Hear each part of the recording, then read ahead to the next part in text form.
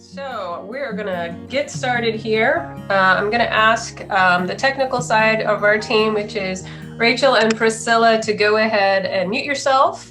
We will be calling on everybody as we get through the conversation. Today we're welcoming Senators Royce West and Senators Nathan Johnson. We are also joined by Representative Michelle Beckley, whose legislation we will be talking a little bit later today. But let's go ahead and get started. I want to respect everyone's time really quickly. I hope that you all are warm and have electricity today. Senator West, I don't know how your home was fared, or you, Senator Johnson, but we're hoping that you are well today. Yes, I'm doing fine, and hopefully my colleague Nathan Johnson is doing quite well as everyone who's listening to us and a part of this Zoom. Yes. And Joanna, thank you for putting this together. I know it's a ton of work and you got a bunch of computer cables going on, but at least there's power to them. Right. Yes, I am thankful for the power. I did have to toss my kids out for a minute so they would stop using their little devices, which just no more bandwidth. So let's get started a little bit here. How can constituents best, this is really an easy question for both of you, but how can constituents best lobby their state senators? We have hearings expected next week. So what is the best way for a constituent to lobby either one of you, even if you are on the committee as you are Senator Johnson, or you're not? How can they lobby their senators to be heard? Nathan, why don't you go ahead and start that one off since you're on the committee? Great, thank you, Senator West, my friend Royce. I think the most important thing before you start the lobbying process is figure out what happened. There's some hearings next week and we need to get a lot of answers. And the best thing you can do right now is help us think of the right questions. And I wanted to address, Joanna, if I could just take 2 or 3 minutes to kind of explain what happened. Because until we understand what happened, if we're throwing rocks and we don't know what the target is, it's not going to be very effective. There's a lot of frustration and anger of everyone on the call, including me, you, and Senator West, that certain people bore more of the brunt than others. And it's one of the things we have to address right away. So I've spent the last few days trying to figure out the physics of this whole thing. And I want everyone to realize how close we were to Mad Max in Texas. We were within minutes of the whole grid blowing up, shutting down, no electricity for a month, not a week, for a long, long time. And there were some decisions made first by ERCOT and then by the distributors in the wee hours of Monday morning that stopped the grid from blowing up. And so the first thing we got to do is pull back and, did ERCOT do some things wrong? Maybe. Did the PUC? Maybe. Railroad Commission? Maybe. Everybody? Maybe. But we were close to everything turning off. And so the switches that were thrown in the middle of the night were to pretty much save us all from a really, really bad situation. And as far as any kind of unfairness in that decision, I don't think it happened at 1:30 in the morning because there wasn't time for anybody to play favorites.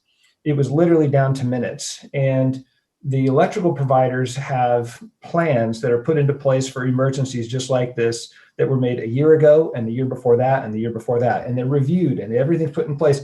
Those plans themselves might be unfair. They might not be good plans. I don't know. But I know that in the middle of the night when they were flipping the power off, it was according to plans, not to preferences. So when we're figuring out what we need to change, let's start with, were those plans fair? If those plans were fair based on the physical structure of the grid, why is the grid structured so that some people have to bear more of the brunt of it? The other thing I wanted people to understand that I learned in the past few days is kind of the physics of the whole grid. There's this formula, V equals IR. And Joanna, I know I'm taking some time here, but I really think it's important for people to understand what the hell happened.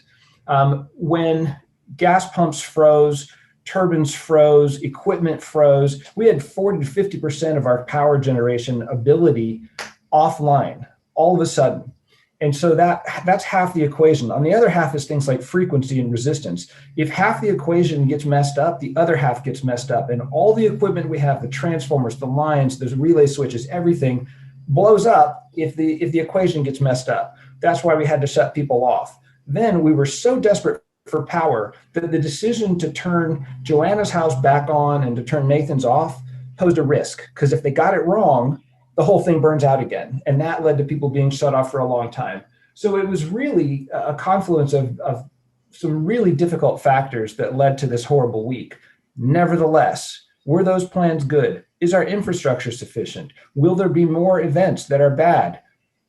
All those questions are things that we really need to be looking at. So when you're talking about lobbying, first thing to do is not listen to Fox News tell you that it's renewables. Second thing you need to do is not throwing rocks at ERCOT, because we'll figure out later whether they are the people you ought to throw rocks at. Third thing you need to do, is your goal vengeance? Is your goal blame? Is your goal change? And if it's change, maybe blame is important, but don't let it be a distraction. Let's figure out what the problem is. And then fourth, think about what we're willing to trade in order for that change. To fix this problem, our electricity rates are going to go up. It's worth it to me.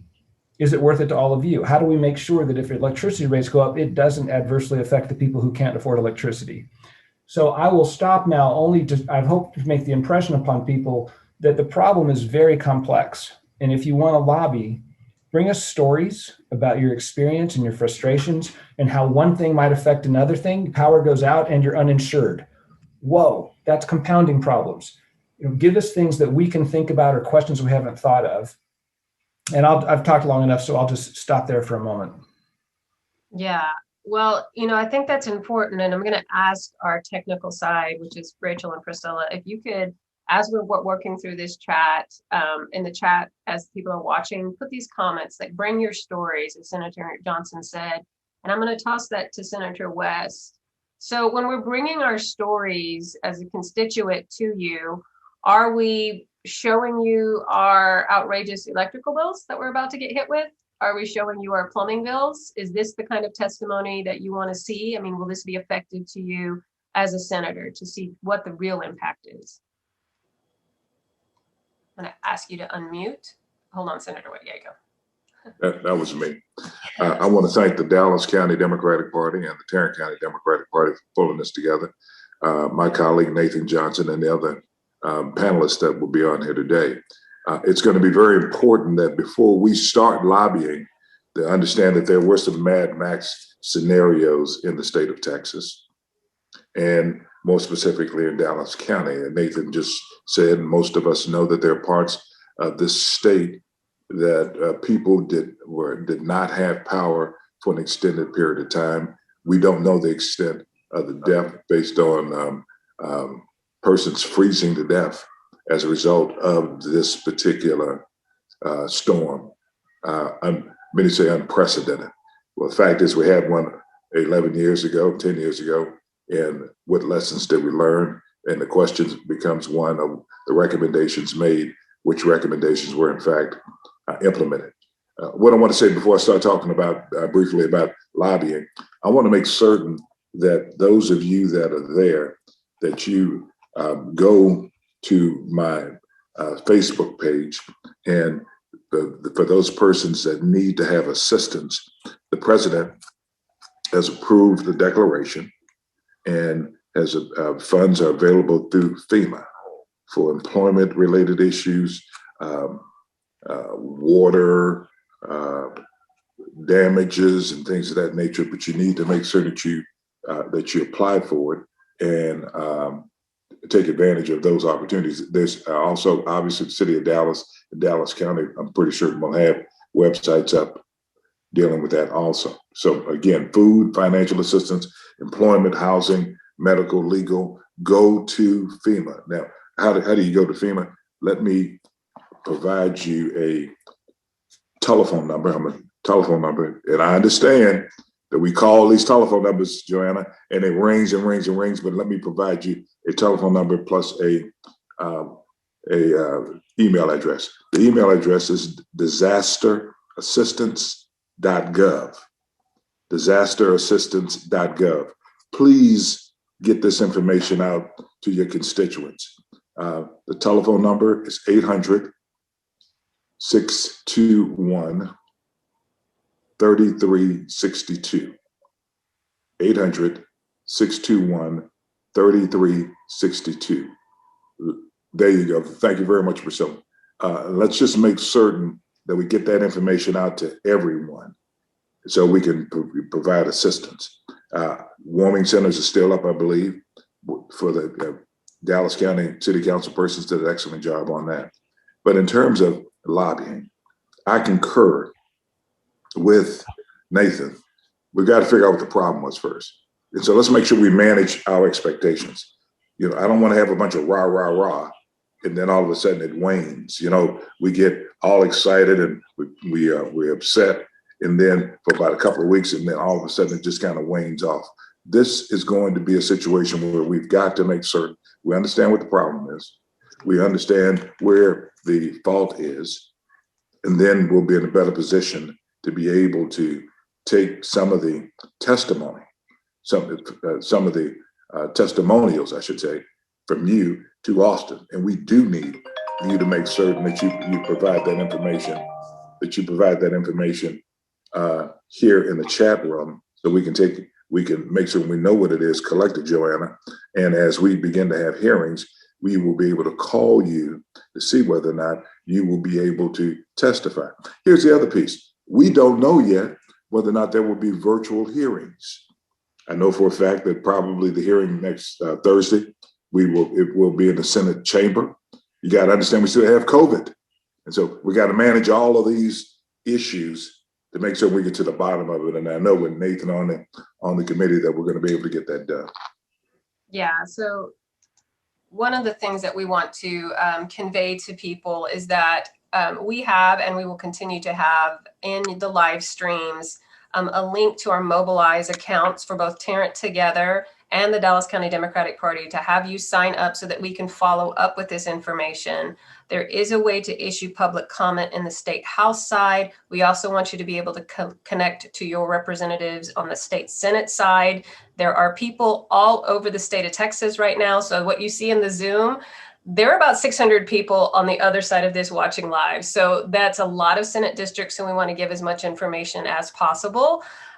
We are putting information in the chat as we speak, because when we don't know what the rules are, we can't communicate that to other people as well. It's really frustrating to be on this side, to be dealing with plumbing, and we don't even know how we can issue a statement in a Senate hearing, and that's not being made easily available to the general public. So we are trying to take information in and share that with you. So please, please, please sign up through our Mobilize accounts.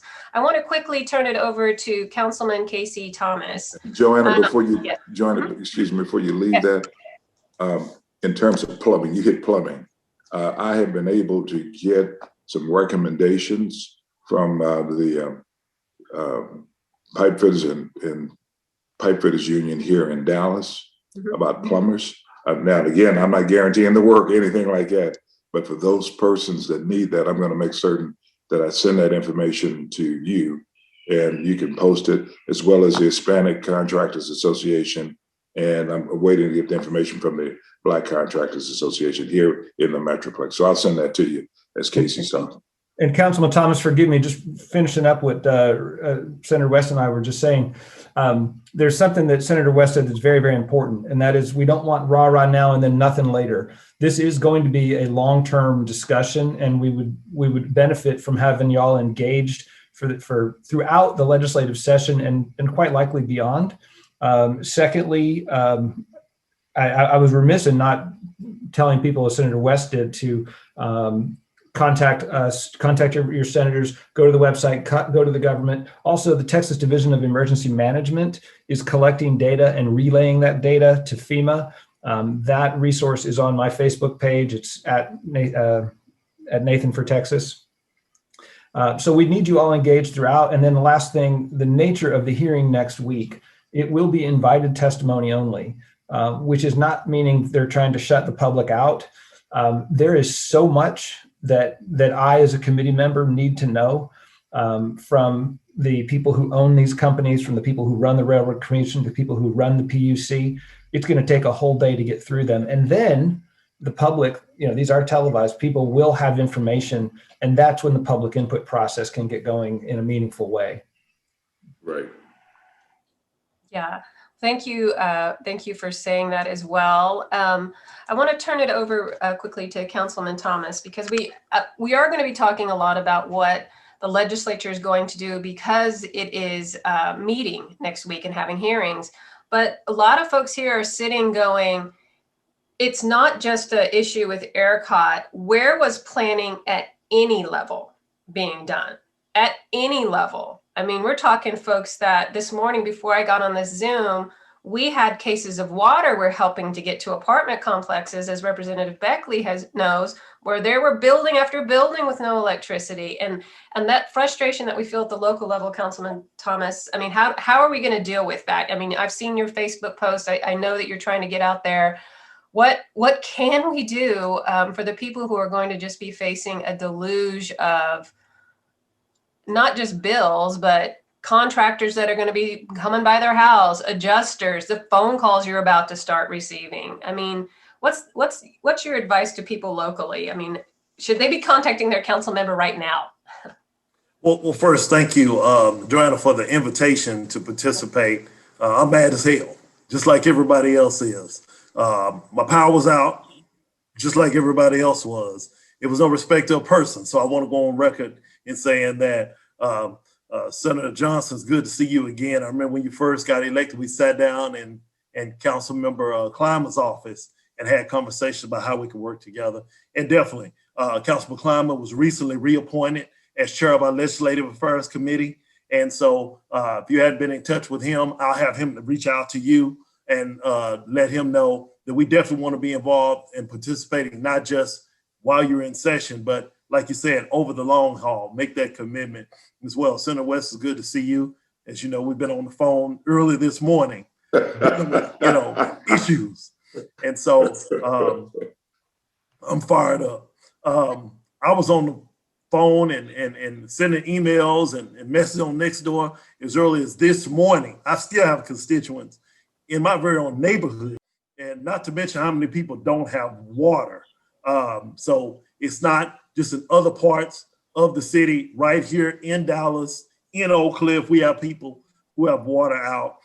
We do need to allow our representatives to get the information in terms of what happened, when did it happen, and how it could be avoided. However, we do, as elected representatives, as those who are part of the community, we want to make sure that our voice is heard. And, it was sad to see people actually taking snow and boiling snow and using that to flush the toilets. It was sad to see families huddle up, little babies sitting on the couch in front of the fireplace, using their phone for entertainment and information just so they could stay warm. You wouldn't expect that in the United States, less known in Texas, that people would be dealing with these things in 2021. And all of this is going on in the midst of a pandemic. And to know that these things were not from human nature. These were man-made disasters. We could have dealt with the coldness. We could have dealt with the ice. But the fact that many people lost power, and the Reed ERCOT representatives from ERCOT said we were minutes away from a total blackout. Can you imagine? Number one, we wouldn't be able to do this Zoom right now if we would have had a total blackout. And they're talking about up to a month. Can you imagine across the state of Texas not having power for a month? Because individuals made the decision that Texas should stand alone and be on its own grid system. Well, we see the consequences of that decision. So we do need individuals accountable. Take the time to find out what happened, why it happened, and what could have been done to prevent it. And to make sure, unlike 10 years ago, that 10 years from now, that this does not happen again. At the same time, we have people who are suffering right now all over the Metroplex, all over the state of Texas. People are gathering cases of water to give water out here in the Metroplex. I will go on record and say, in the city of Dallas, we are not under any kind of water restriction.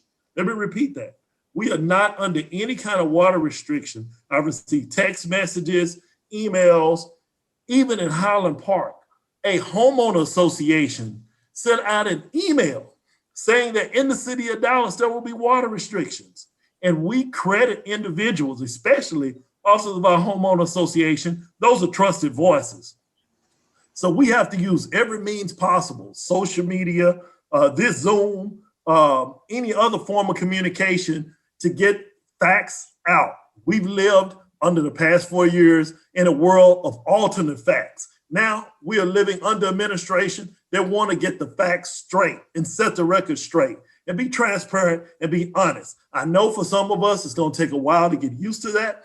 However, that is how this country is and the leadership this country is under right now. And so we need to do the things that we can on a local level to make sure people have what they need.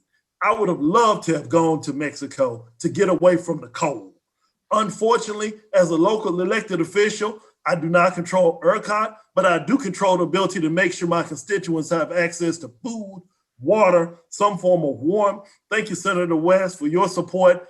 All of my colleagues and the mayor, we all worked extremely hard to make sure there were mobile warming stations and then actual physical warming stations where people could go and get some relief to get out of the cold. And so as our power's getting back on, as the weather is heating up, these pipes will begin, that are frozen, will begin to defrost. And we'll see how much damage has been done. Like Senator West said, we have a call out locally for all of our plumbers, especially those plumbers of color. We want to make sure that people know that these services are. And on Wednesday, and I posted this on my Facebook page, please reach out. If you live in the city of Dallas, or if you know council members in the city of Dallas, we will vote on Wednesday on a winter weather item to create a fund for residents of the city of Dallas to be able to get money for repairs. While FEMA's doing what they're doing, we're doing what we can do as well. We're putting $2 million aside in this fund so residents of the city of Dallas can be able to pay for those repairs that they need now and they will need in the soon to be future. As these pipes begin to melt, we'll see how many are actually burst, how much water damage is taking place. And so please let your council members know, I don't see us having an issue. This should pass 15-0, but funny things happen around the horseshoe, trust me. But the expectation is that we'll pass this in the next 30 days. Residents in the city of Dallas will be able to apply for funds to be able to pay for the repairs, home repairs that will take place as a result of this winter storm. I'm fired up and I'm ready to go. Thank you, Well, I think a lot of people are fired up right now. I'm going to throw this last question really quickly to Senator Johnson because he is taking his kids to a volleyball tournament. Be careful out there. I've driven. It's pretty safe, but occasionally you'll find a little slick spot. You know, it has to be pointed out, this isn't the first snowstorm. There was a discussion 10 years ago. There were meetings. There was legislation. And when it came to the vote, nothing happened. Nothing happened. Yeah, that's where this anger is coming from a homeowner's perspective, from vehicle owners, from parents. We've been here before. Why are we here again? How do we stop this from happening again and stop this fallacy that snowstorms don't happen in Texas? Because they do. Well, and they're going to happen more frequently, right? The problem we have in Texas is we've got everything from 0 degrees to 120 degrees. So we can't build systems that work where it's cold, and we can't build systems that just work where it's hot. And the legislation that came through 10 years ago had a lot of really good stuff in it, but it lacked one thing, and that was the requirement that anyone actually do anything. A lot of really smart stuff about what should be done, and that was it. And then we have a market system that results in us having some of the lowest electricity prices in the nation. Works very well for that purpose, but it doesn't do very well in terms of creating additional capacity. And it surely doesn't incentivize anybody to protect against these kind of economic or to make the economic investments to protect against these things. So we're going to have to look at the way we structure our market. Would additional capacity have helped in this instance? I'm not even sure it would have. I mean, we could have 20 frozen gas plants or 10 frozen gas plants, but they're frozen gas plants. Could we have weatherized them? Probably. Whose responsibility is that? Will that be the taxpayer's problem? And Chris, I bet you can inform us a little bit on that subject.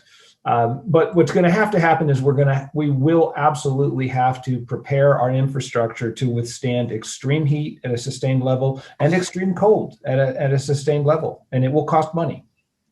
And it will require all sorts of regulatory changes as well. And it's going to be complex, and people are going to have to let the legislature know that they support those changes, that they want those changes, and that they expect them to happen for real this time. Can I butt in real quick? Because we This are is Democrats here, and the reality is the Republicans voted on party lines for 2011 bills in 2015, and there's video. We have video, and I am calling them out. We are going to call them out because it is their fault. And it's one of the reasons I got into politics. And this is a call about activism. There is video evidence of it. My predecessor laughed as he killed Eric Johnson's bill on party lines. And if that doesn't make you angry, it should make every single person on this call angry. And I'm in Denton County. We have different issues than in Dallas County, but my city of Dallas that's in Denton County got completely overlooked. But I can thank my councilwoman. Every single apartment complex in that 75287 zip code did not have power. 15 apartment complexes from Sunday to some of them yesterday. And they weren't complaining. They weren't complaining to me. They don't know how to complain. But you know what? Those people on Lake Louisville, they didn't stop complaining. And that was, we got to look at in Denton County, we have different issues. And it goes down to Encore, CoServe, and we have New Mexico Power. And we need to look into, we are going to have to look into regulation and breaking up some of these companies because they're too big. And we saw it in Denton County. You maybe didn't see it in Dallas County, but they didn't even know. They were on our county calls. They didn't even know what cities were Denton County on the calls. Yeah, that was Encore. And you know what? I am going to point a finger. I think that voters most certainly are looking at that. I mean, the hearings will probably be, I will say, Senators and Representative Beckley, some of the most highly watched television on Wednesday, as we watch these invited guests whom we don't even know who these invited guests are. Keep in mind that in today's reporting, the last ERCOT meeting, they talked about the winter storm for 40 seconds. Before they approved the new members of the ERCOT board, two of whom on that call don't even live in the state of Texas. Is this the level of questioning that we should also be asking Senator West? It's not just who's at fault, because really, we're talking about decades of decision making here. We're talking about the Public Utility Commission that is appointed by the governor. You think about this. You think about this. Unfortunately, the governor's first inclination was to blame alternative energy sources. Okay, that was his first inclination, and then he had to kind of walk that back because he recognized that alternative energy sources were 10 to 15% of the sources that we use in order to power up our grid. And then you had Rick Perry, who was governor at the time that this ice storm happened back in 2011, and really did nothing in terms of the PUC. Don't forget the PUC, and also the ERCOT. Now, I still hadn't figured out, and I know we'll have representation from the Texas Railroad Commission on here. But again, we've got to remember how it was initially politicized. And yes, we've got to also remember what occurred, who voted for it, who voted against it in the House, and also in terms of the Senate. But here's the deal, my friends. We've got to get something done, okay? We haven't even talked about college campuses yet. When we had, frankly, thousands of kids in the state of Texas that were in dormitories, that went black. We haven't talked about it. So we've got to get this, I don't want to make this a DNR issue. I want to make certain we get it fixed, okay? And yes, we got to make certain that to the extent that Democrats or Republicans decide to sit on the sideline and do stupid stuff that we pointed out to Texas. So they will know that when we've got to have a megaphone in Texas to make certain that people know how people voted on this issue in order to get something done. And yes, we're going to end up seeing an increase in our energy rates. And yes, you look at the adjustable rates that are going on right now, there'll be bills that will be exorbitant, but there are some efforts being made right now in order to kind of hold the line in terms of those adjustable rate bills and not disconnect any power. So there's some goodwill right now. We must maintain that goodwill and get this fixed, not as Democrats or Republicans, but as Texans. Yeah, so I want to put this out there also to the audience really quickly, that again, if you have not signed up on the Mobilize account, we are literally putting together an action page for you to step 1, find your representative. Step 2, submit your public comment. Step 3, find the legislation to support. Step 4, call their offices, email their offices, not just their state offices, their campaign offices, their district offices, follow up and help you through that process. So I want to put that out there as well. I know, Senator Johnson, you're going to have to leave us real quickly. I did want to toss it over to Krista Castaneda, who has joined us today. I have a really simple question just to start with, Krista. Do windmills freeze and stop electricity in Texas? Because that's what the governor insinuated on Fox News. And Joanna, I'm going to answer that question in just a minute, but I'm so fired up by what Nathan and Roy said that I've got, and I'm thrilled to have our representatives here who can actually do something about this very first thing I want to talk about, which is there are people who are on auto pay for these enormous electric bills. And it seems to me like somebody in the ledge could get a bipartisan bill passed that says you're going to hold on those auto pays. You cannot automatically deduct $15,000 from people's bank accounts while we're getting this all sorted out, because people are going to go bankrupt over this. And I know that I personally have been trying to get on my Green Mountain Energy website. I can't get in. I don't think I'm one of those, wholesale price plans, but I don't know. I just think that people ought to take some steps to protect themselves and retain the ability to challenge this where they can on the contract terms that they have. And my concern is this whole auto pay thing that some people are locked into is going to keep them from being able to do that. And there's going to be cascading effects. So that's kind of my overall ask for folks right there, if they can manage to do something about it, and you'll be heroes to the consumer. To your point, there are 1,000 people out there who knew that this grid was going to fail, and it was going to fail in this way a week before it happened. I have an engineering degree. I practice law most of the time, but I did not lose that part of my brain. And what I know is that there are plans in these generating companies that say, here's where our equipment is spec'd, and here is the probability of us going down in an extended event like this. They're called critical failure plans or something along that lines, but the engineers and the operations teams have disaster scenarios all game planned out. And one of those disaster scenarios is going to be extended periods outside the operating conditions of the plants. Okay. Same thing is going to be true for wind turbines.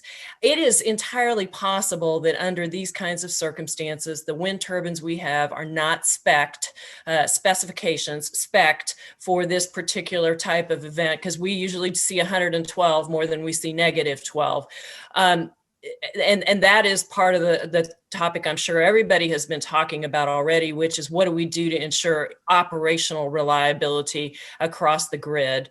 And I'm going to leave it to the senators and the representatives to talk about more like that. But that is a problem.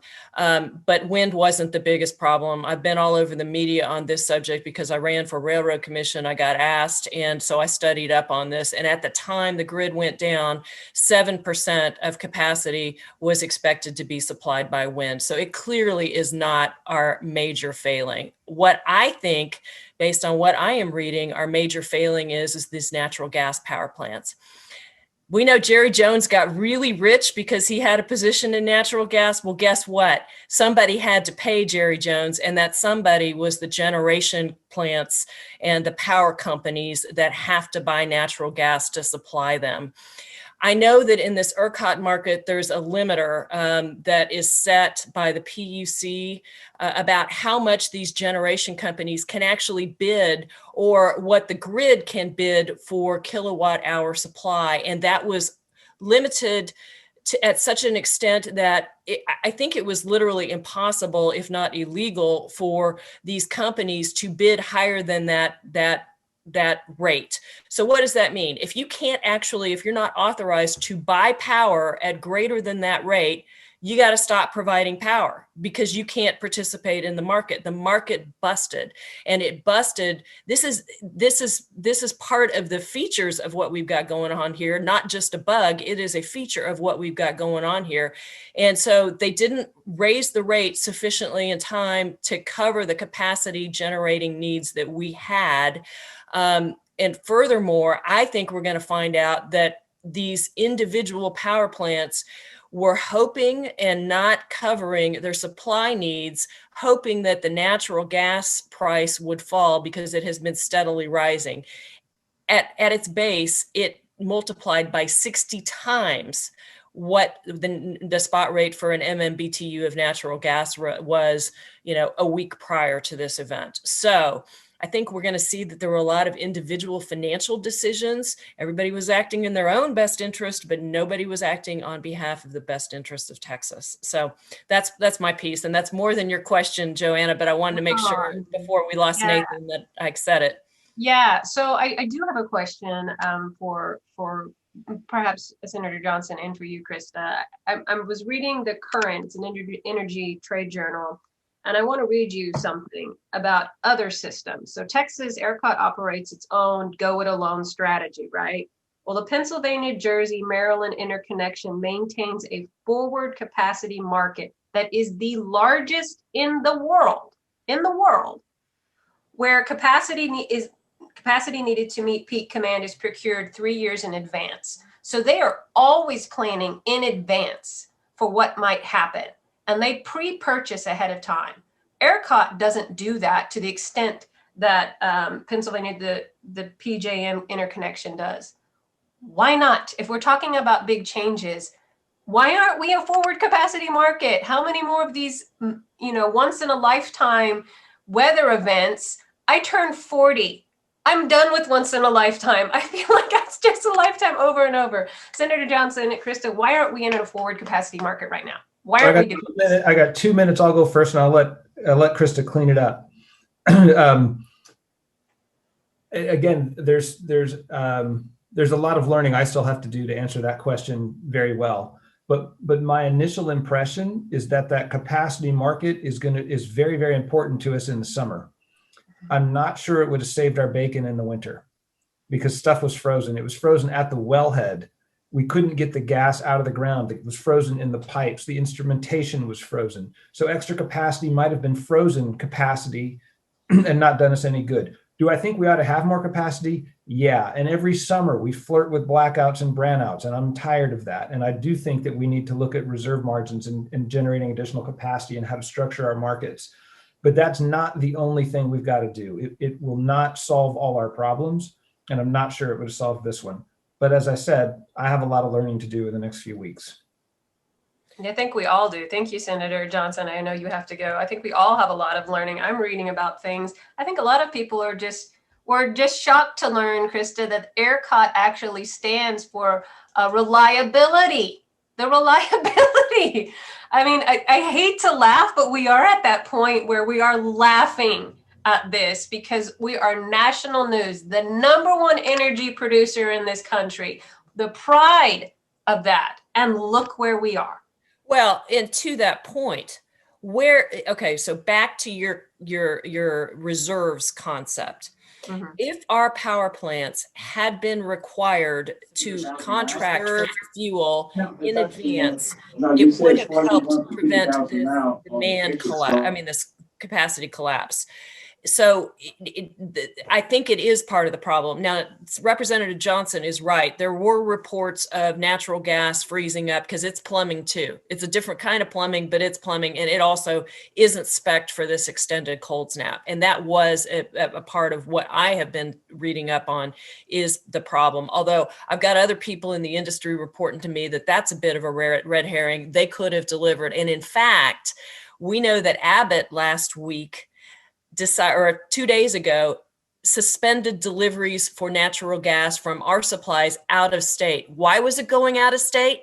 Because people could sell it out of state and we weren't buying our own supplies. Why weren't we buying our own supplies? It's back to this reserves issue. It's back to locking in the contract supply for these plants, and these individual economic actors, the generation companies, weren't doing it. And why weren't they doing it? Because no one is saying, hey, by the way, if we all decide to save a buck individually, we are going to collapse. I'm telling you, this thing could have been known and probably was known a week before it hit. Yeah. Can I jump in real quick when you get a minute, Joanna? Yeah. So my, I'm in the warming bus, helping people, and on the other day, but it's amazing what you can do when you're sitting in a warming bus and you actually have internet at the time and you're motivated. So one of the things, I had my team, which is throughout the state, and so as power's coming in and out, I've got a good team. Anyways, I told them to go look at what's been filed and find things and find holes. So one of the things that we found, thanks to Congressman Vesey, is the Railroad Commission and the Public Utility Commission cannot be in a room together to talk this stuff out. And we're actually digging into why and how, and it's a constitutionally regulated incident, but we don't know why. We're trying to figure that out. Just like Nathan Johnson, my team is as well learning why is this. We are working on filing a bill that even so that under situations like this, these two commissions can talk to each other. So I am working on that bill as well. It's amazing how you shift from healthcare, and I just shifted my team 100% to energy right now. And then you find out what happened in 2011, and going through my own Facebook page, and my business was closed. That was when the Super Bowl failed in Texas. Okay, so guys, remember that. Can we remember that? And then, so I don't know if Krista can talk on that a little bit. That why the Railroad Commission and the Public Utility Commission can't even be in a room to talk to each other. Well, that's really interesting. I suppose maybe somebody had an idea of antitrust concerns back in the day, but it may be as simple as, why can't we lobby for better drug prices through Medicare? Because somebody decided, an oil and gas magnate decided, hey, let's make sure that nobody can put pressure on us. I don't know. I mean, it's excellent question, and one I hadn't heard before. Yeah, we couldn't find the answer easily. Okay, so whatever the answer is, it's not something easily found, and it's been this way for a long time. We haven't tracked down to go back and track it down. And maybe there may be a reason. I'm not going to say that there isn't, but in an emergency situation like this, we could have solved the supply and demand thing. Yeah, so I want to we're getting some questions that are coming in. We're going to try to answer them as best we can. But one of the requests was for you, Krista, to write an op-ed on some of the items that you just spoke of. I think it would be really important to point out that the Railroad Commission doesn't have anything to do with railroads. I think a lot of people are really at that level of what is going on, who is in charge, what can I do? So there is a question and ask of you to do that. Of course, we know there's just for the audience, please know that we only have an hour and a half to talk about some of this stuff. We are trying to make this informative, but then also give you action items as well, so that when you are lobbying, for instance, Senator West's office, you know what to ask for and you know what to bring to the table to be effective. And really where to watch as well. So before we let you go, Senator West, is there anything that you want to say to folks to help them be the most effective lobbyists for themselves? Anger gets you to the door, but what's it? I think, thank you, Joanne. Let me end up as it started off. And I don't know how many participants do we have on the Zoom, do you know? Participants on the Zoom are a handful. It's the audience that's watching live that's in the hundreds at this Okay, point. well, let me say this to everyone who's participating and who's watching. I have sent information. We need to help people right now, okay? And I think that should be our focus. If we're helping people, we are developing more and more credibility, and those persons will remember that. And when we go back to them and ask them to, frankly, help us in terms of getting something done, they'll be more apt to be able to do that. So I think it's real important that we send information out about how they can get help, how they can make certain that they don't get gouged. We know that that's happening. And so we need to send out information in terms of how do you file a complaint with the Attorney General's office, online and by telephone number. We need to make certain that they know that the union has plumbers, and they can look to those union workers, those union plumbers as an example. The Hispanic Contractors Association, the Black Contractors Association, all of them have plumbers, okay? I think we need to help first and direct people to where they can get assistance.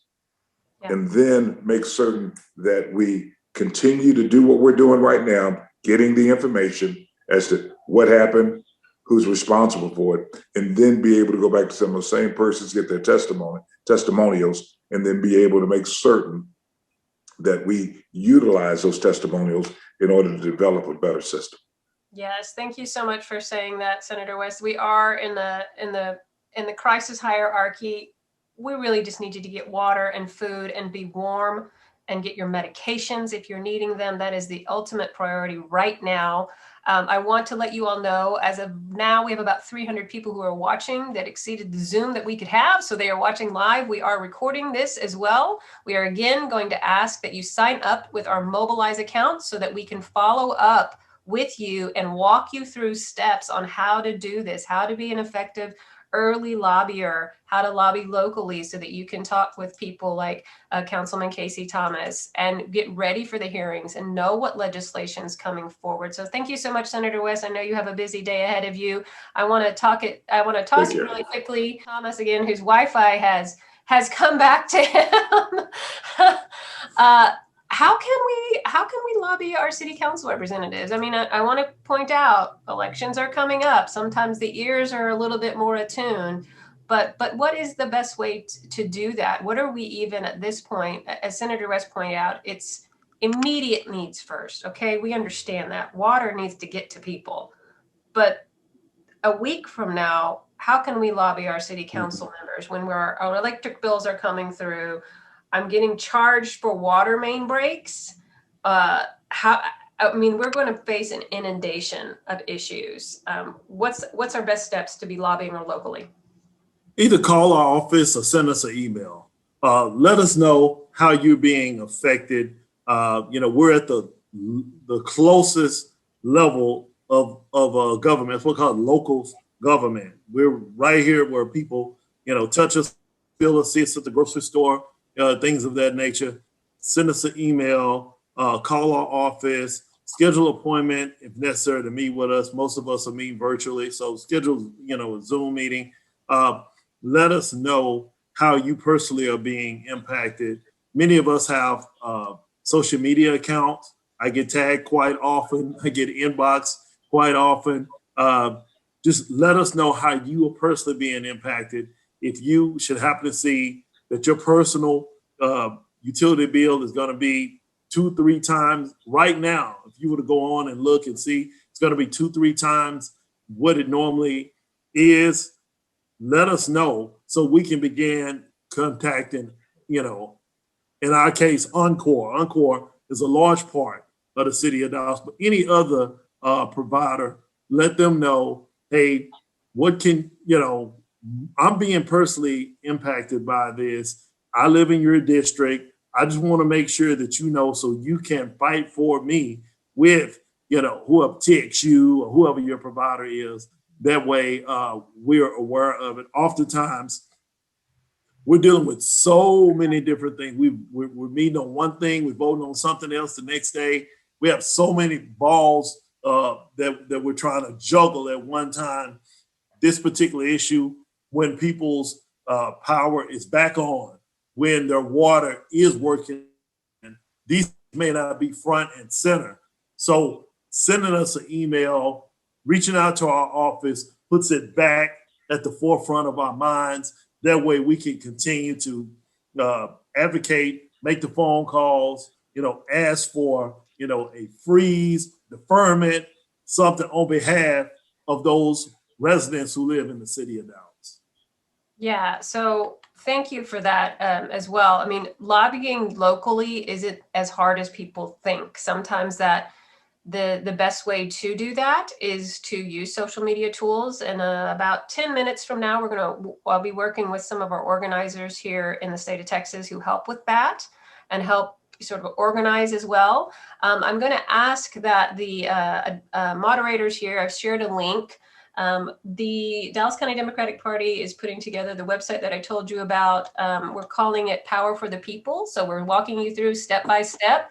Who represents me? That's number one. So we're going to share a link in the chat on our live streams. They'll be doing that shortly. But I do want to give an opportunity here. I don't know if we lost her a little bit. Representative Beckley stepped off for just a minute. There she is. I'm here. Representative Beckley, you have just slid in under the deadline, refiled legislation that was filed previously in the previous storm where we were previously supposed to be learning from our lessons. Can you talk a little bit about the legislation that you filed? Again, in lobbying, it's not just what you're upset about, it's what you can be supporting and how you can be talking to your representatives to vote in favor of something. Sure. So I'm going to just go through, this is perfect for this Zoom. And this is why Joanna's kind of asked me to be on here, even this is a Tarrant and a Dallas County thing, and I'm in Denton County, but I am surrounded by Dallas and Tarrant County. So, and I do have a sliver of the city of Dallas in my district. So, but what happened is I just want to kind of get through, and I don't want to discourage people from phone banking and block walking, because truly those are the most important things we can do to get your people elected.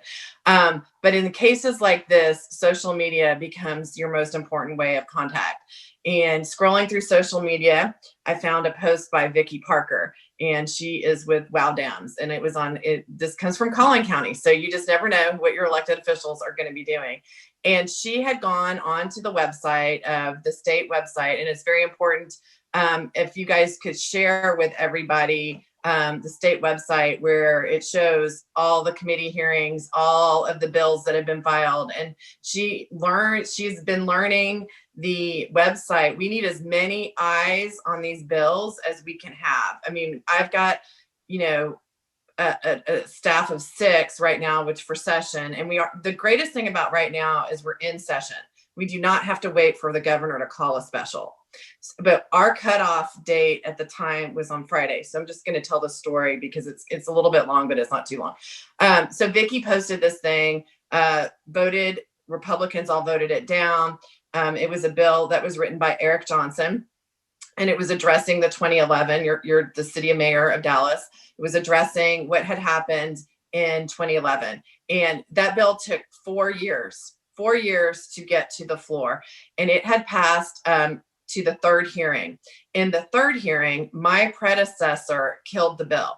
And I texted Eric Johnson and say, hey, you're getting some good kudos over here in Collin County. So then he and I started chatting, and he told me the entire story of the bill. So then we went and pulled the committee, we pulled the floor video to see what happened.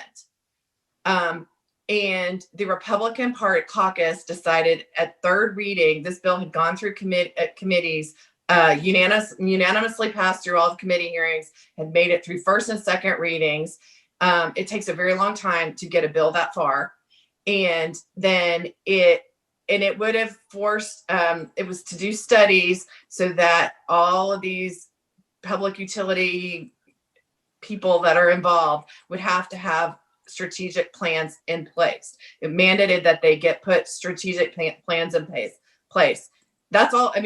Which sounds like, why would we not have this already, right? You look at it and you're like, this doesn't cost, they should be doing this already, but it hadn't been. If you don't require these companies to do it, some of them are not doing it.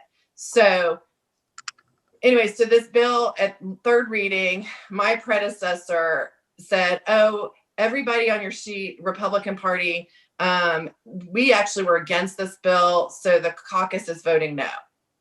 But vote as you want, and he laughed when he said it. He laughed when he said that, and it would have prevented some of what happened right now.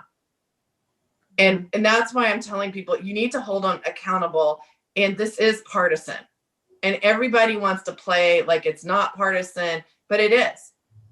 And they voted against it. And then there's another bill that we found that Sylvester Turner had filed in 2011, couldn't even get it out of committee.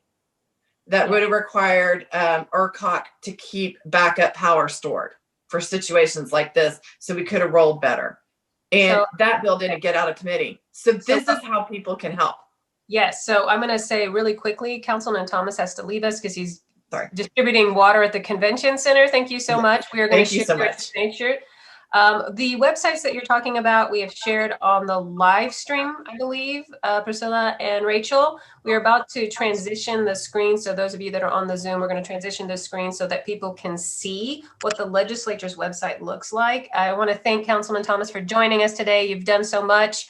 Please, if you are in his council district, watch his social media feeds for that important information. I know people have also asked what happens if you are being price gouged in any way. There is a form through the Attorney General's office that you should file. If anybody is trying to price gouge you on wood, on hotels, on gas, anything, absolutely file that. And we will share that with you as well. So thank you so much, Councilman Thomas. Thank you for the work that you're doing in the community. I'm going to ask Rachel, she's going to take over the screen and show you some of the information here about how you can look up legislation. So this is Legiscan. This is one of the websites that you can use to follow where votes are and to follow bill numbers as well. This is very important for folks to know as bills are being filed. Now the filing deadline has already passed. If Rachel, if you could also show, I have a couple images of Representative Beckley's bill numbers. This is also important information to you. So we're going to scroll down a little bit.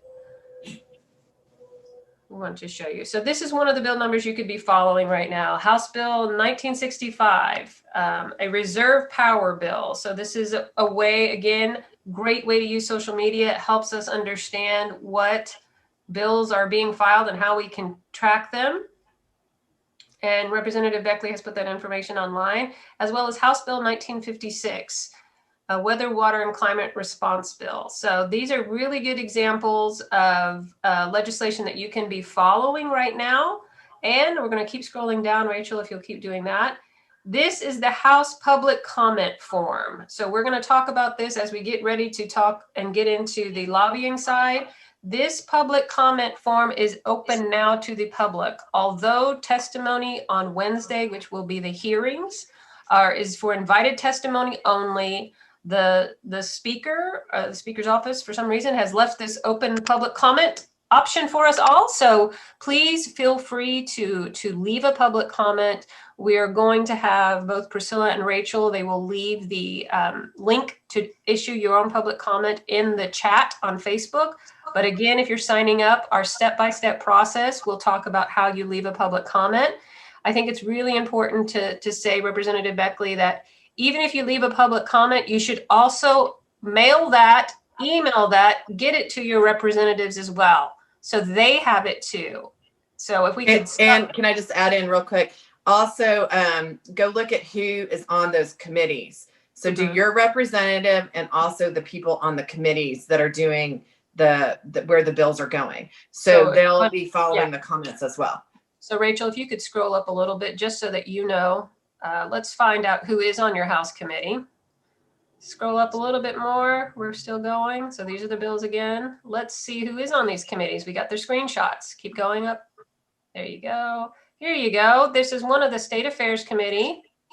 Keep going up. But the meeting on Wednesday, one more. Now this is the Energy Committee. I have to say, I hope is this outdated, or is this committee. No, that's the correct, no, that is the correct There's not a committee. single woman on the energy. Not a woman at the State table. House. Not a woman at the table in the State House. In 2021. There's there are good people on this committee who we can lobby, though. But please keep in mind, you can lobby all of these people and make sure that you get a comment to them. If one of them is your representative, though, it's really important that you contact them. And it's really important that we keep fighting for more representation at the table. I really don't want to keep seeing committees full of men. I mean, I really think we're past that at this point. But this is the members. So the House does this. Rachel, if you want to stop sharing the screen. The House has a little bit of a better website. They show who the members are. The Senate side tends to just list them by name, but the Senate chamber is somewhat smaller. I'm going to toss one more question very quickly to Krista. What could the railroad commissioner, who has nothing to do with railroads, actually be doing right now in this crisis? Because I really have that's just an entity no one's really heard anything from at this point. Well, so there's a whole side to this that nobody's touched on, I'm sure, yet. It's not only the electric grid that went down, but all of our gas prices. I've got Atmos bringing gas to my house to run my cooktop and other appliances. Most of you all do too. Those gas prices are also going to go up because, again, the price of gas went up about 60 times on the spot market. What the Railroad Commission did a few days into the event was made clear that gas suppliers were supposed to prioritize delivery to residential areas over industrial areas. Now, interestingly, there's going to be a competition for natural gas in a situation like this between we, the residential consumers, and the power plants who run on natural gas generated or provide natural gas generated electricity.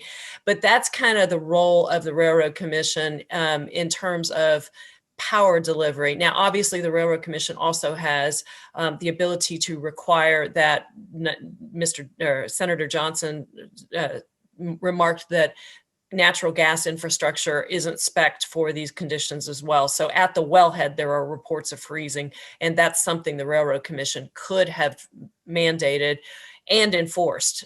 It's one thing to have, as the representatives know, it's one thing to have the regulations. It's another thing for your agency to just say, don't care, tell somebody else. And that's what our Railroad Commission does. So they would have been responsible to make sure that the things were defrosted, frankly. They would have been responsible for the regulations and some of the design specifics that would ensure the reliability of our oil and gas production. So in the hearings that we're having next week, when we're talking about ERCOT, who else should be at this table? Should it be the members of the Public Utility Commission? Should it be the Railroad Commissioner? I mean, who at this point, it feels like we are in a movie where we just keep finding more and more layers of things none of us knew. Just like those of us who are in homes right now who had pipes bursting everywhere. You had no idea you had a pipe in a wall that was connected to something, and then until it went, and that's what this crisis really feels like. I hear the governor banging his fist on the table, but that's not helping at this moment. So in your idea, Krista, who should be at all of these hearings? I mean, at what point are we getting to the bottom of what's real responsibility here? Oh, in my day job, I am a commercial litigator who specializes in technical litigation. And let me make absolutely clear here, I'm giving no one who's listening to this legal advice. Your contractual relationships with your providers are a matter of contract. I can only tell you how to take steps to evaluate those contractual relationships and protect yourself. So make it clear you've got contracts with people that you're going to have to abide by unless the legislature or somebody else gives us some relief here. But back to the question, if I were sending subpoenas and I were a legislator, I would subpoena not only the PUC members, the ERCOT board members, I would also be asking the railroad commissioners to show up and testify about what they could have done. And I would be asking the CEOs of the generation companies in particular to show up and testify about why their capacity failed. Was it supply? Was it pricing mechanisms? Was it the regulatory structure? Was it technical failures that were beyond their network? Those are the questions that I would be asking. So at this point, yesterday, I know, I don't know if it was filed yesterday or not, there's already been a lawsuit filed against ERCOT. Is it going to take that? If we have, as I'm getting questions up in here, many folks are in have heavily Republican representation. They already voted the way they're going to vote. I sort of feel like I'm in a stuck place. Is it going to take outside litigation to get these changes made, or you know, what can we do if the legislature won't issue a subpoena, if they just won't do it? Is it going to take lawsuits on the outside from consumers to get these answers? Yeah, that great question. In general, there are protections from agencies being sued directly by the represented people or anybody who's been impacted by the decisions. There's a concept of sovereign immunity, governmental immunity, and right now I believe the Texas Supreme Court has in front of it the ability, the question of whether ERCOT can be sued directly. So I don't think lawsuits are the answer here because there are many impediments to moving those forwards. And by the way, guess what else is all shut down? Our court system. So, and has been for a year. So we really have to rely on the power of our legislative process and our other governmental entities. And thank you, representatives and council persons, for being there for us to help us. Mm-hmm. So a question that we have, and we're welcoming Tyler Sheldon as well. Representative Beckley, you might be able to answer. Who is chairing the committees for the hearing next week? I believe Craig Goldman is on the House Energy Committee. Yeah, so Craig Goldman is on the House Energy Committee.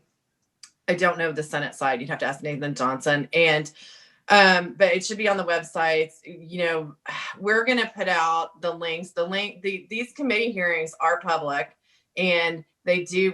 We can't put them on Facebook Live, but what we can do is share the link of where the committee hearing is, and we do that with so you can watch what's going on. And quite honestly, watch those committees. If your representative does or says something stupid, have their phone number and call their office immediately.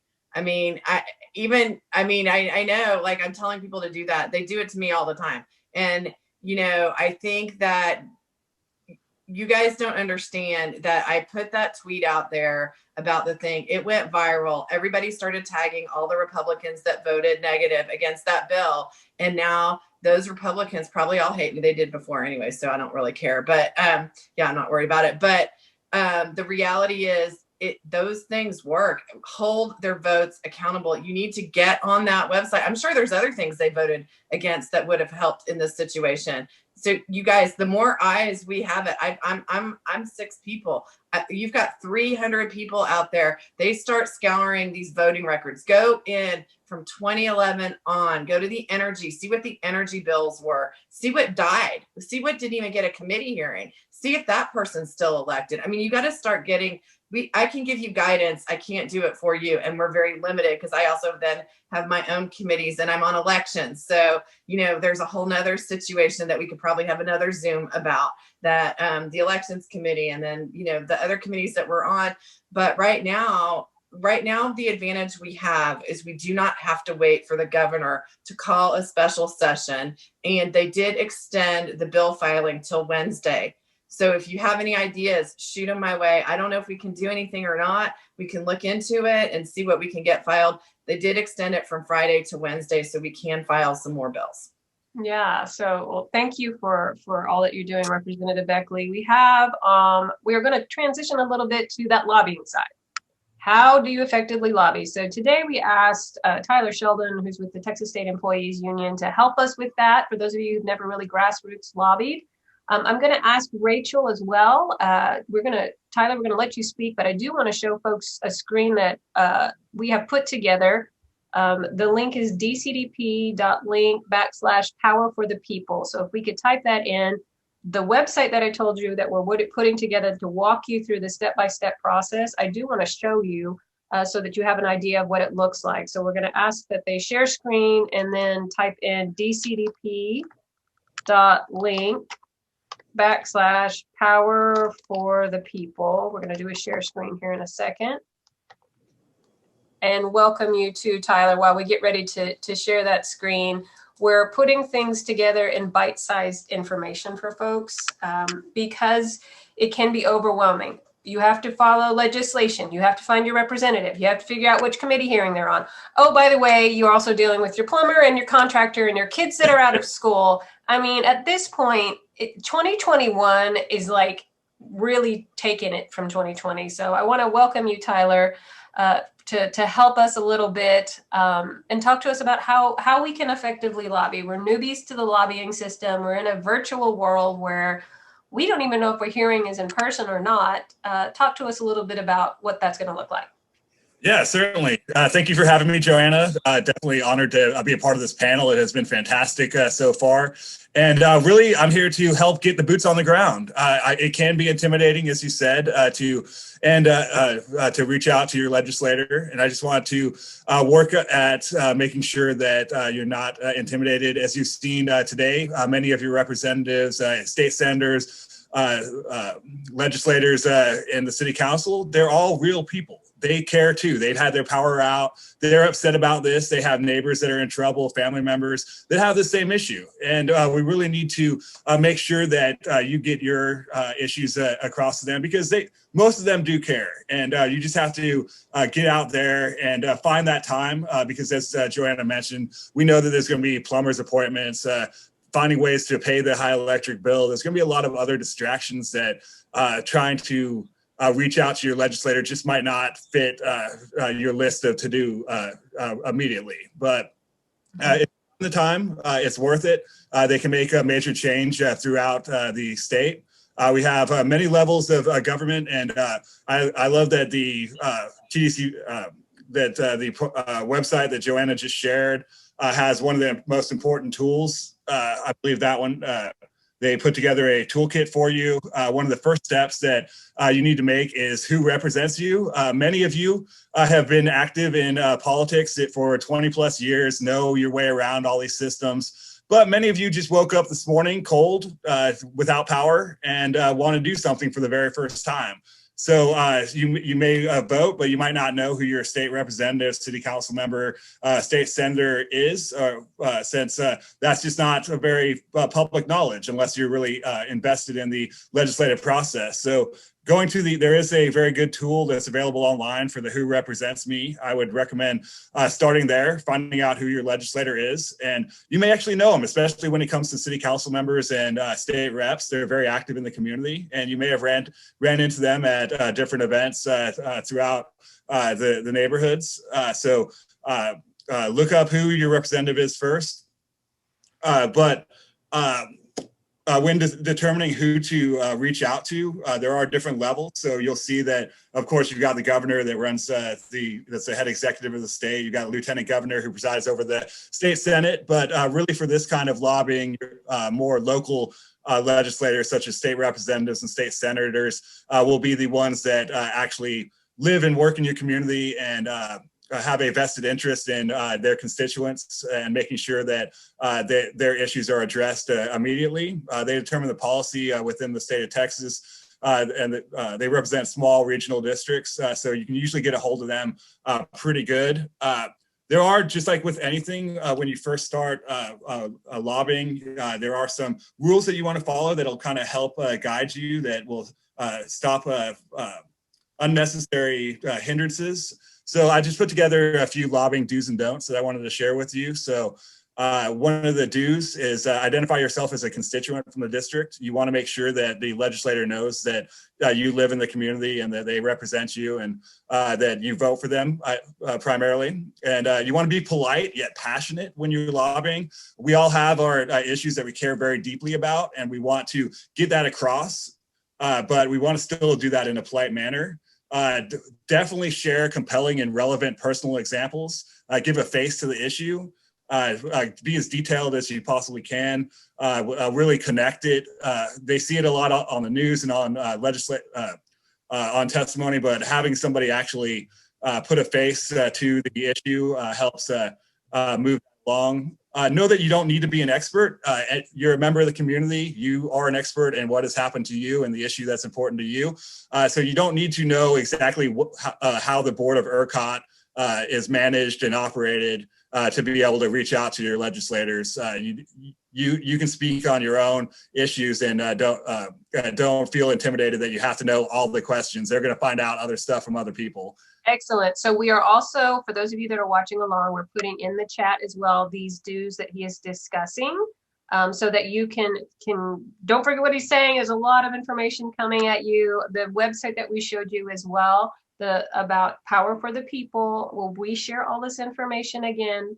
The first step for us, though, Tyler, is to make sure that we have as many emails addresses so that we can follow up when 300 plus people Certainly. are sharing and sharing and sharing.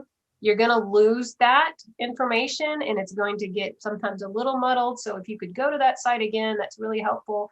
We are putting the do's in. So let's keep going, Tyler, and letting people know what the right thing to do is first. And if you could also, if we can't meet our representative in person, how else do we keep this doing right?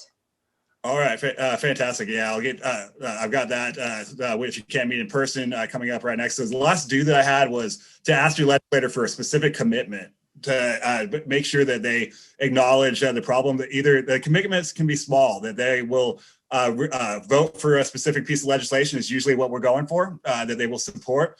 We want them to be able to commit to us. A lot of times they won't, but we want to be able to hold them accountable. If they just get a bunch of information from us and we don't actually ask them to do anything, then they're probably not going to do it. So you want to be at least ask for a commitment. Don't necessarily hold it against them if they can't right now, depending on what the ask is. But definitely make that ask. Ask them to help support what you want them to, and see what they say. So with the do's, there's definitely don'ts. So don't number one is don't threaten your legislators. Just like with anything else, don't threaten them. Don't say you're going to show up to their house. Stuff like that. That's just not going to get you anywhere. Like you want to be polite and passionate, but don't threaten your legislators. Don't be argumentative. Use facts and reasons. A lot of times you can get off topic and start arguing about the specifics of it, but try not to be argumentative. Present the facts and the reasons behind why you want them to support a specific bill, but don't get into the weeds fighting over it. If possible. So also with on that same grain, don't waste your time with the legislators' time. Get to the point when discussing your issues. I know that you want to discuss your personal examples, and that is perfectly great, but try to keep it clear and concise and to the point, and not getting off on tangents and having an hour-long discussion on something that should take 15 to 20 minutes. If you begin to go on tangents and such, it's going to be less likely that they listen to you. So you want to be as clear and concise and as you can. And also don't pretend to be an expert on something you don't know the answer to. Don't start talking like you have ran ERCOT, and don't make stuff up, essentially. If you don't know the answer, don't answer the question. And don't be disappointed if you don't speak with your legislator, but instead with an aide. The aides and legislative directors often know the issues better than the legislators do. So if you call the office and they put you on with their district director and the legislator is unavailable, don't be disappointed. Still express your issues and talk to the district director, legislative director, or chief of staff and express them. They'll pass along the message to the legislator and get that point across, sometimes even more effectively than the legislator themselves. So as Joanna mentioned, with this right now, it's very difficult to go to the Capitol with COVID still going on, and a lot of offices are closed to the public. So we still want to be able to reach out to our legislators, even if they can't meet with us in person. So there are a lot of different tools nowadays. I know that some of the representatives and senators mentioned their social media accounts. Most of the legislators are very active on social media, such as Facebook and Twitter. They often post town halls and virtual office hours and other ways that they might be available to meet with.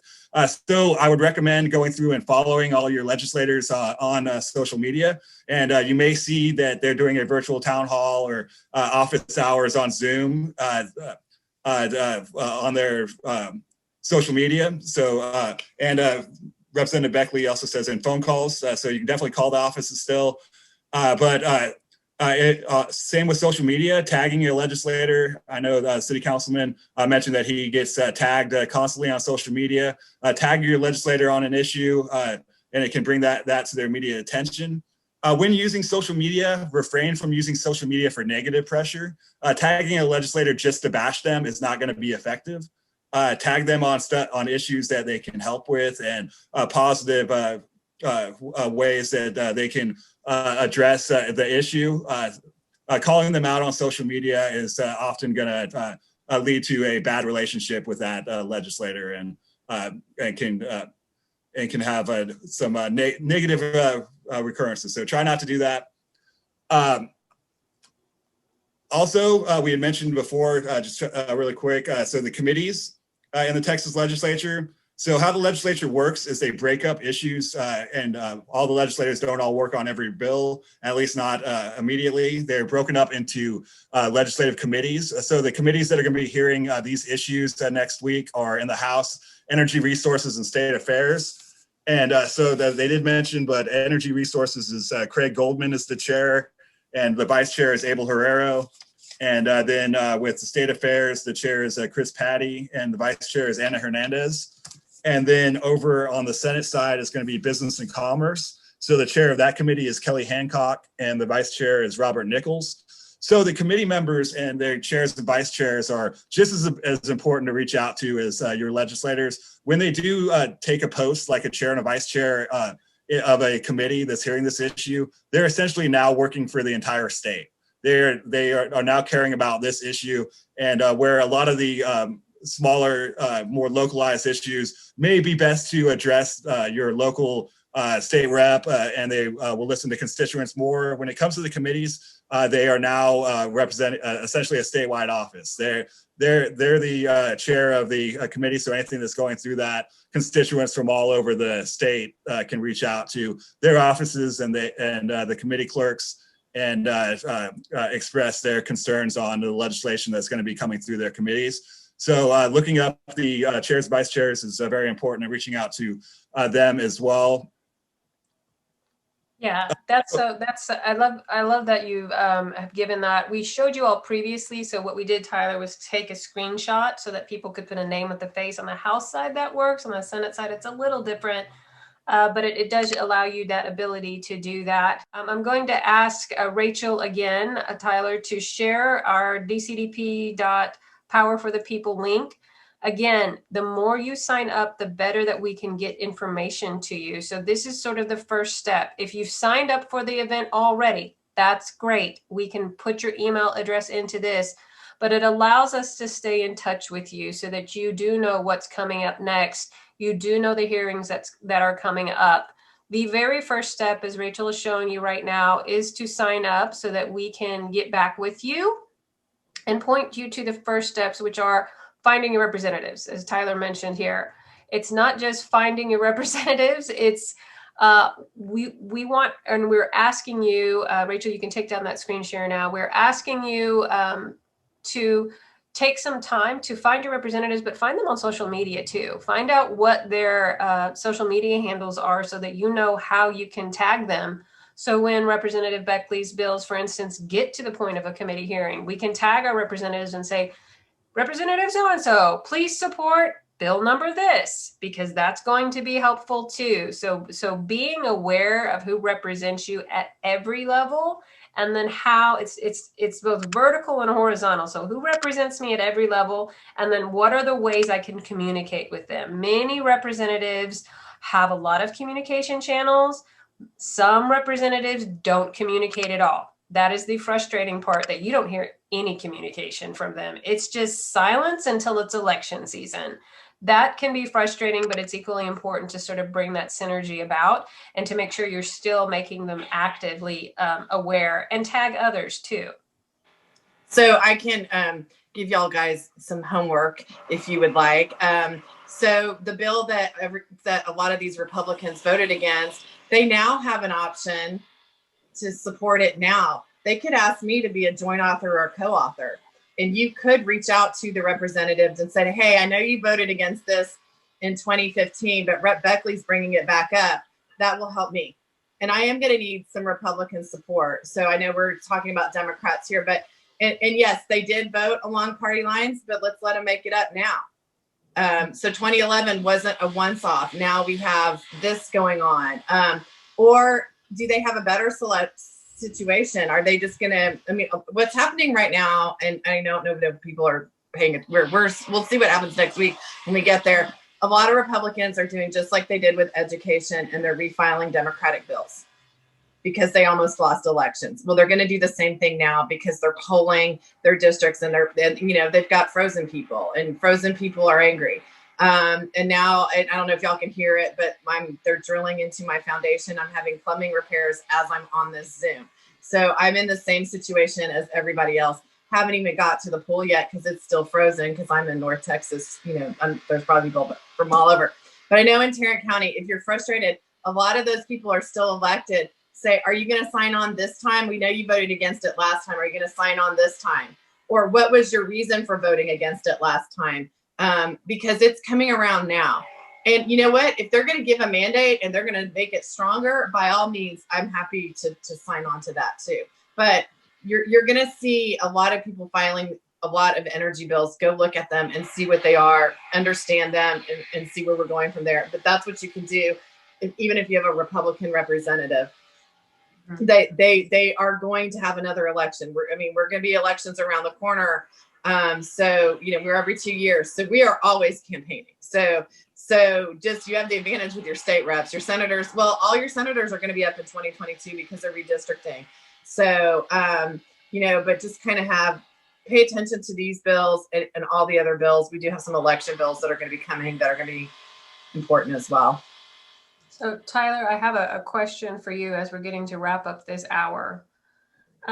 Will voters forget this even happened? And how can we make sure that they remember what this experience was like come November 2022? I mean, people have a short-term memory, and they'll forget these types of things. As egregious as they are, how can we stay and keep people remembering what's happened here? They sure do. And my answer is I sure hope they remember. But one thing that they can do is just making sure that, like I said, with having those specific asks of your legislators so you can hold them accountable, getting them to commit to something so that when they don't do it, you can say, hey, well, when I asked you, you didn't do this. And you can continue to mobilize around and organize your other constituents and neighborhoods and other activists around those issues, and just don't let the voters forget about it. And the more we can get the legislators on the record to support or oppose certain issues, the more that we can hold them accountable when it does come to election cycle, and not let the voters forget about it. Yeah, so I appreciate you all so much. We're ending our 12:30 hour. I did want to, before we go, mention, and we put some information in the links, we have ongoing activities with both Tarrant together, Tarrant County Democratic Party, Dallas County Democratic Party. We've got a lot of activity happening. For Dallas, I do want to plug that we have two important events coming up. We have the roast of Senator West, who many of you have heard from. We have folks that are going to be doing a little bit of a fun roast with him, including a special message from Dale Hansen. Many of you know him as the longtime sports anchor on WFAA. Next week as well, the Dallas County Democratic Party is hosting a discussion on accessing apartments and how to best do that, How do you get into apartment buildings, dealing with precincts that have high density units, some strategies to do that as well. As we end this conversation though, Rachel has been collecting some questions along the way, and I'm going to try to go through some of those as best we can. We have already discussed who is leading the hearings next week. That is also on the state legislative website as well. So keep in mind that that information is public, but the hearings for the state house will be in energy and in particular, and on the state Senate side, it will be on the business and commerce. Senator Nathan Johnson, who was on today, is one of the members at those hearings. So we're getting to the end. Rachel's asking us to wrap up a little bit. I understand internet's getting slow here.